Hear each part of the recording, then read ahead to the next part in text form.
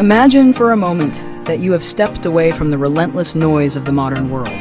There are no car horns, no flashing neon signs, and no towering skyscrapers blocking the sky. Instead, you find yourself standing in a quiet, open courtyard as the first light of dawn begins to bleed over the horizon. The air is crisp and carries the faint, earthy scent of pine wood and wet clay. Beneath your feet, the ground feels solid and reassuring. Above you, a curved roofline silhouettes against the brightening sky, its shape mimicking the gentle slope of the distant mountains, as if the building itself were bowing in respect to the land around it. You reach out to touch a wooden pillar, rough and warm to the touch, and you realize that this structure does not fight against nature, it breathes with it. The wind flows through it like a song. The sunlight filters through paper windows, softening the world outside into a glowing amber haze. This is not just a house. It is a philosophy of living, a silent conversation between humanity and the earth that has been whispered for centuries. It is a place where the floor warms you in the winter and the wind cools you in the summer. You are not merely a visitor here. You are a guest of nature itself. What is the secret behind this timeless harmony? How did a design created hundreds of years ago master the art of sustainable living long before the term even existed? Today, we step across the threshold into the soul of Korea. Welcome to Culture Journey. Today, we are traveling to the heart of the Korean peninsula to explore an architectural marvel that is much more than just a shelter. We are exploring the Hanok, the traditional Korean house. To understand the Hanok is to understand the Korean spirit itself. For these structures were never built to simply house people. They were built to house the values, the climate, and the deep reverence for nature that defines Korean culture. Originating from the Joseon dynasty, though with roots stretching back much further, the Hanok is a masterpiece of environmental adaptation. It is found throughout the varied landscapes of Korea, from the wind-swept northern regions to the warmer southern provinces. But regardless of where it stands, every Hanok tells the same story, a story of coexistence. In a world where modern architecture often seeks to dominate the skyline, standing tall and rigid against the elements, the Hanok does the opposite. It seeks to blend in. It asks not how it can change the land, but how the land can shape it. For local people, a Hanok is a repository of memory. It is where generations have been born, raised, and bid farewell. It is a space where the boundaries between the inside and the outside are intentionally blurred, allowing the changing seasons to become part of the daily interior life. As we embark on this journey today, we invite you to open your mind to a different way of living, one that prioritizes balance, stillness, and a profound connection to the ground beneath our feet. To truly appreciate the Hanok, we must first look at where it sits. You cannot simply build a Hanok anywhere. The placement is dictated by a geomantic principle known as Baesanimsu. This poetic term translates literally to mountain behind, water in front. Picture this, a house nestled comfortably with a sturdy mountain protecting its back from the harsh, biting winds of the winter. In front, a river or stream flows gently, providing water for agriculture and creating a refreshing breeze during the humid summer months. This is not merely superstition or aesthetic preference. It is ancient scientific wisdom. By positioning the house this way, the Hanok blocks the cold continental winds and welcomes the cool river air, naturally regulating the temperature before a single brick is even laid. This connection to the landscape is so vital that a Hanok built without considering the land is seen as a body without a soul. Once the house is positioned, the connection to nature continues through the windows. However, in a Hanok, a window is not merely a hole in the wall to let light in. It is a picture frame. This brings us to the concept of Chagyeong, which translates to borrowing scenery. The builders of the Hanok did not believe they needed to own a vast garden to enjoy nature. Instead, they positioned windows and doors to frame the existing landscape outside, a distant mountain peak, an old twisted pine tree, or a bed of wildflowers. When you sit inside a room and open the paper doors, the view outside becomes a living painting hanging on your wall. As the seasons change, your painting changes. The lush green of summer turns to the fiery red of autumn, then to the stark white of winter snow. This philosophy suggests a humble approach to ownership. You do not need to possess nature to enjoy its beauty. You simply need to borrow it for a moment with your eyes. This idea extends to the walls surrounding the house. Hanok walls are typically low. They mark the boundary of the home, but they are not high enough to block the view of the neighbor's roof lines or the mountains beyond. This creates a sense of community and openness. It is a stark contrast to the high, defensive walls we often see in modern cities. The Hanok whispers that we are part of a larger community, connected visually and spiritually to the world beyond our gates. As we move from the surrounding landscape to the entrance of the house, we encounter a small but significant detail that changes how you interact with the space: the didimdol, or stepping stone. Before you step up onto the wooden veranda to enter the house, there is often a large, flat stone placed on the ground. You leave your shoes on the ground, step onto the stone, and then up into the house.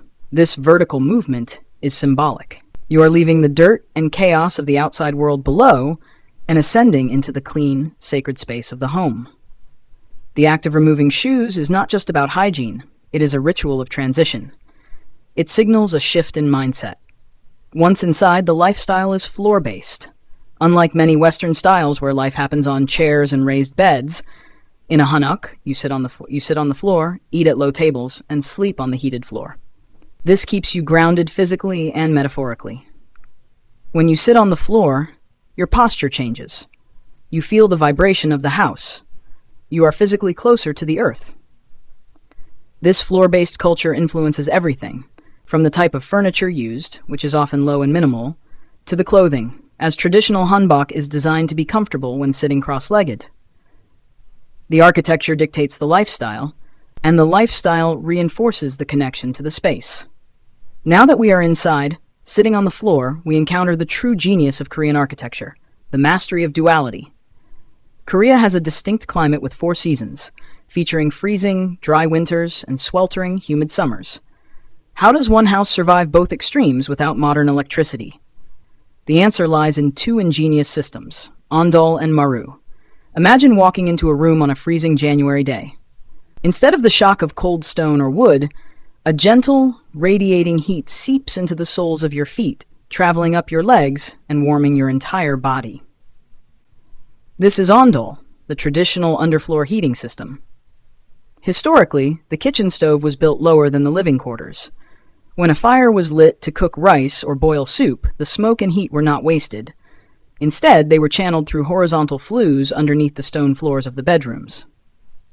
These stones, covered in oiled paper, retained the heat for hours, keeping the family warm through long winter nights.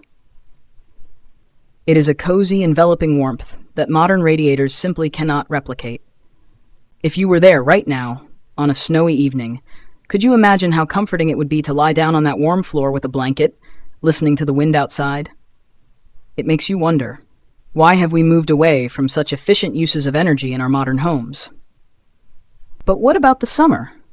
For that, the Hanok offers the Maru. The Maru is a wide, open wooden hall with a floor raised from the ground to allow air to circulate underneath. It is essentially an open-air deck located in the center of the house.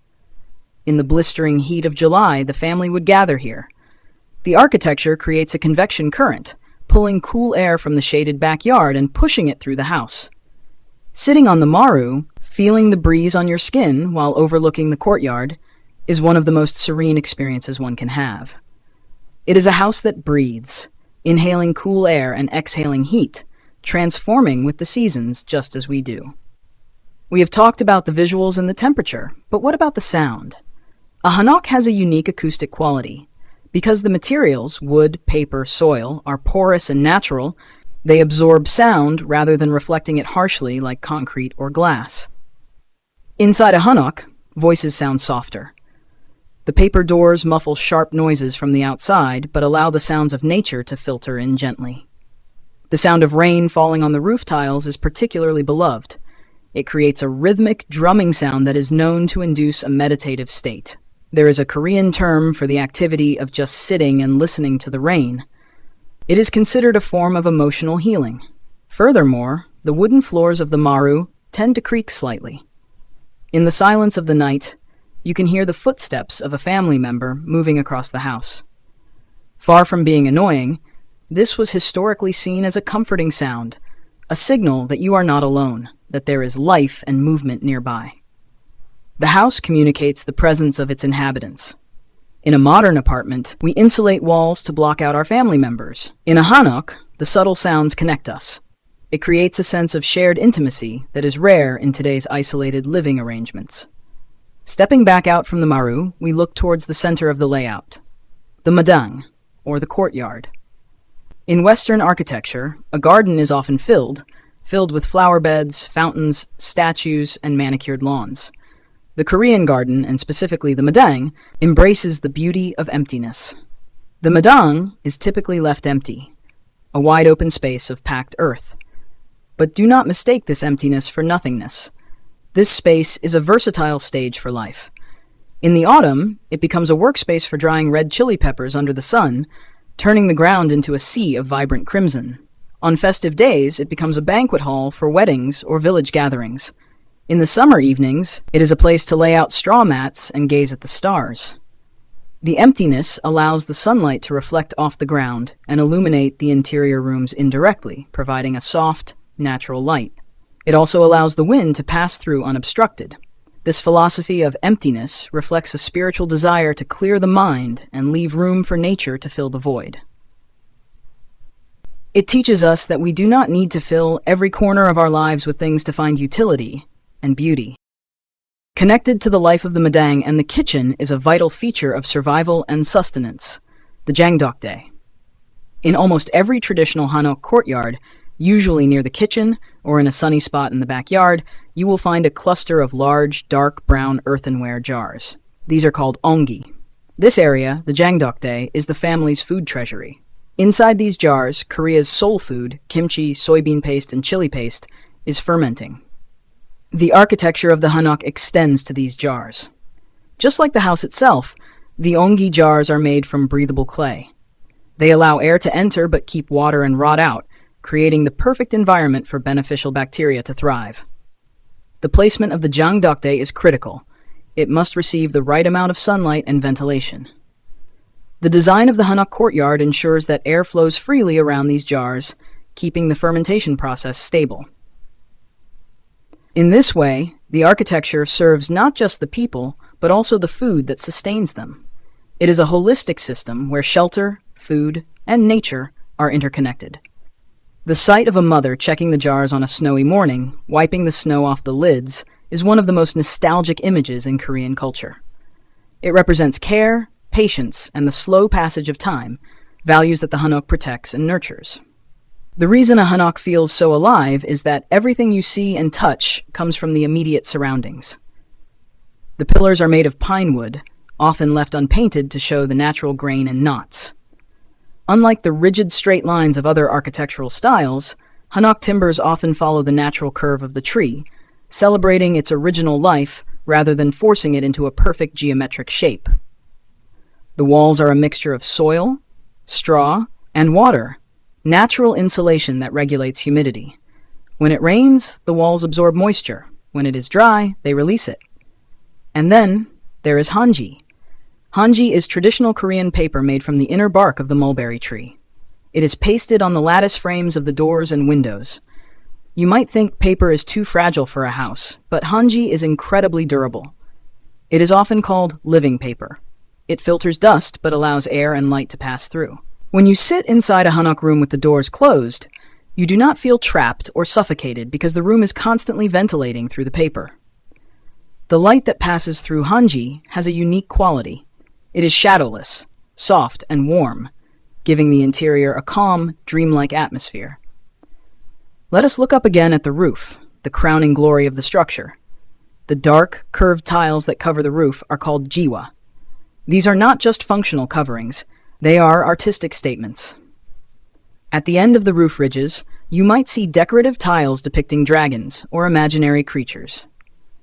These are placed there to ward off evil spirits and protect the household from fire and misfortune. The color of the jiwa is typically a deep charcoal gray.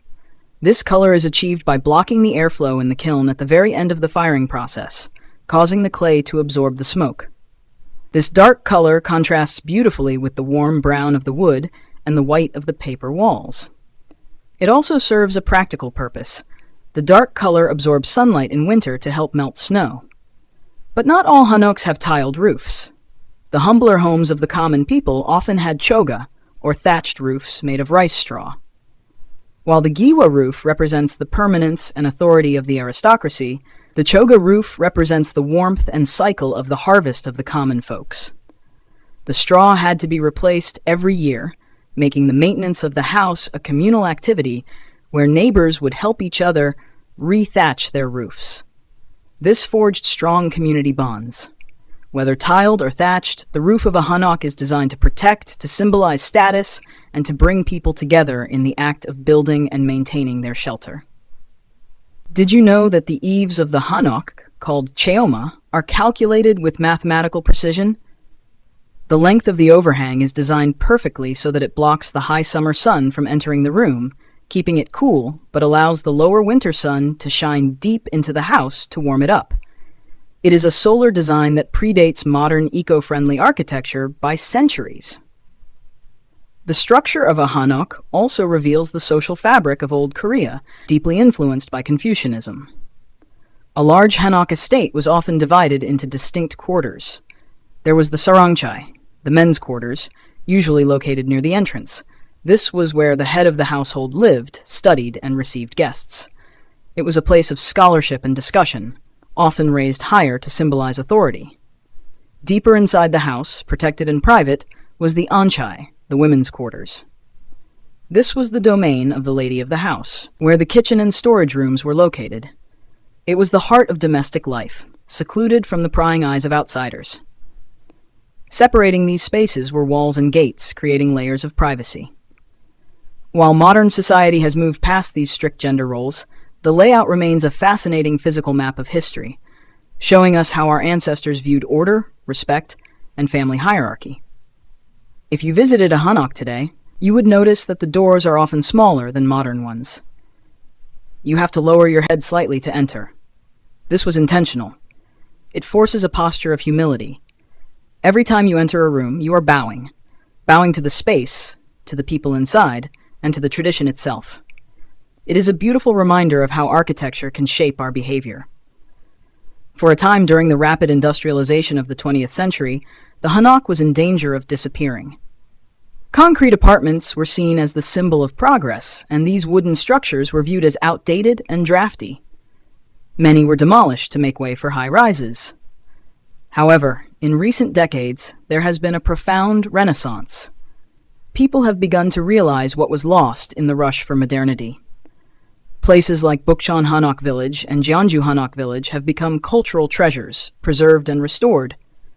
But it is not just about museums. Architects are now building modern hanoks, combining the traditional timber frames and aesthetic with modern insulation and bathrooms.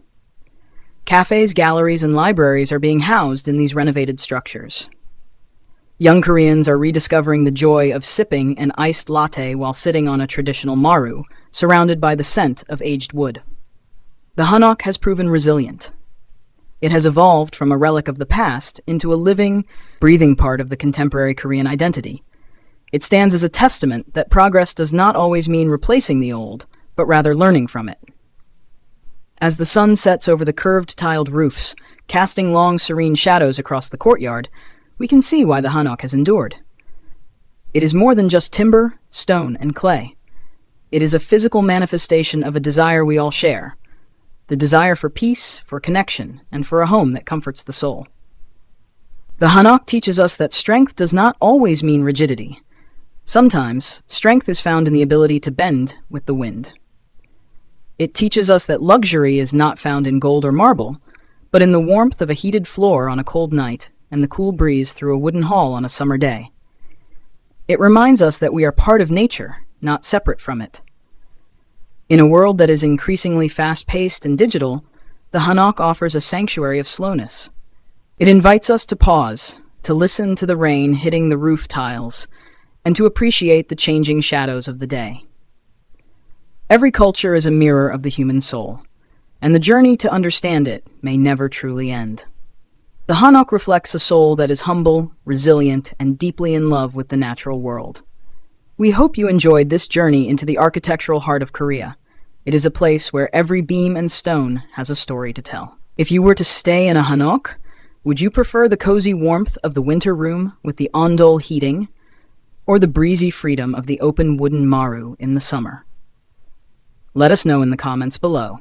We love reading your thoughts and imagining these travels together with you. If this story brought you a moment of calm or sparked your curiosity, please like this video and share it with a friend who loves architecture or travel. And of course, don't forget to subscribe to Culture Journey to explore more beautiful cultural corners of the world together. Until next time, keep exploring and keep listening to the stories the world has.